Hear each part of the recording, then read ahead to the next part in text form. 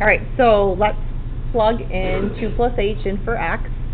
We'd get 1 over 2 plus h, but then we have to do the subtract 1, right?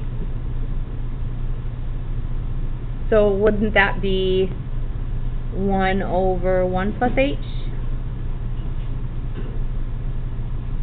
Are you following? Okay. What's f of 2?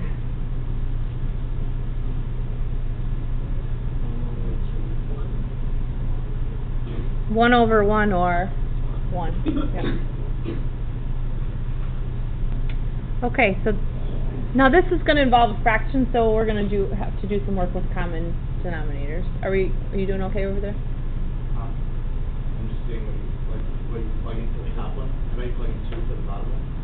2 plus h. You plug in 2 plus h for x? Yes, because if this was an x, and now it's a 2 plus h, okay. I take out the x and replace it with 2 plus h, but I still have to subtract the 1. Okay? So we're going to do the limit as h goes to 0. And I'm going to just write my setup here because I didn't above. F of 2 plus h minus f of 2 over h. And we have that same problem again where we are trying to divide by 0. We can't do that.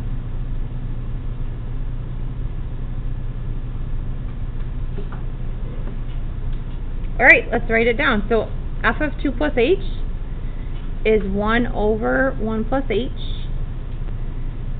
F of 2 is 1, so I'm going to write minus 1 over h. So here's what we're going to do on the numerator. I need to put these two things together. Okay, and right now they don't have a common denominator, but that's pretty easy to fix. This is 1 over 1, right? Wouldn't I just multiply the top and bottom by 1 plus h to get a common denominator? Alright, let's simplify the top then. So now I have 1 over 1 plus h minus, careful, I have it in parentheses, 1 plus h over 1 plus h. And don't forget, this is all over h.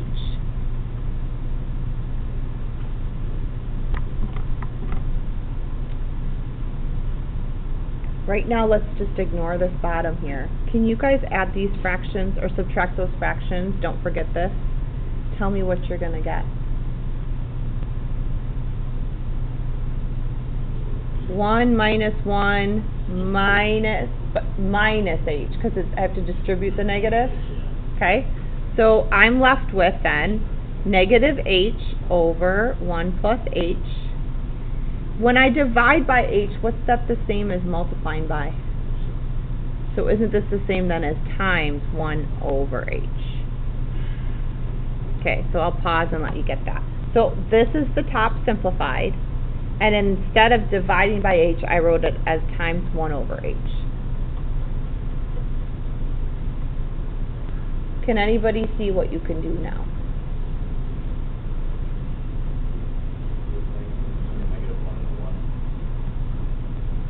You can cancel the h's. So you're right, don't forget that that's a negative. So what's left on top is negative 1 over 1 plus h. And remember now what we're evaluating. Can we now put in 0 for h and get a value that's defined? We can. We put in 0 and we get negative 1 over 1. This is negative 1.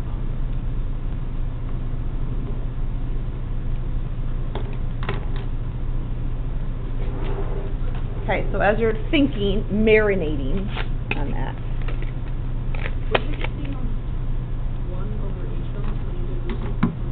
This? Okay, so this right here is just the top simplified.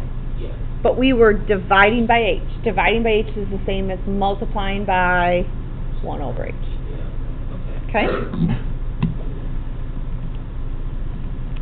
Okay, so I'm going to just put the graph up a second. So this is the graph of 1 over x minus 1.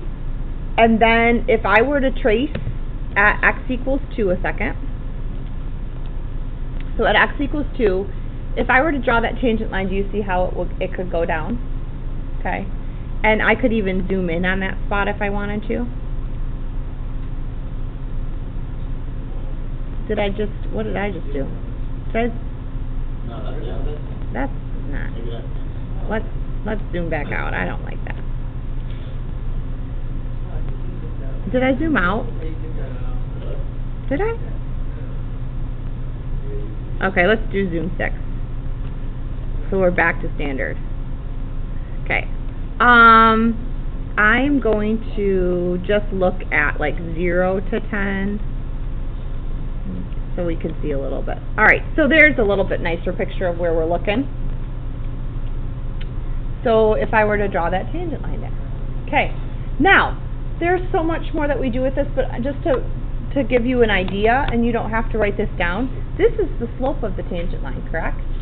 What point does it go through? It went through 2, 1, right? So you can actually make an equation for that line in point-slope form, and actually on the AP exam I tell students point-slope form, you can leave it in point-slope form. You don't even have to ever convert it.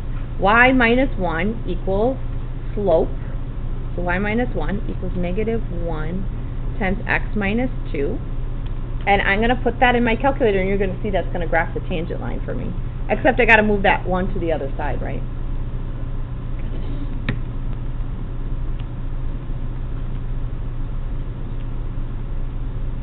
Now I just actually graphed the tangent line. Do you see it on there? So you know, we do a lot with finding, not just finding the slopes, but finding equations for the lines too. So.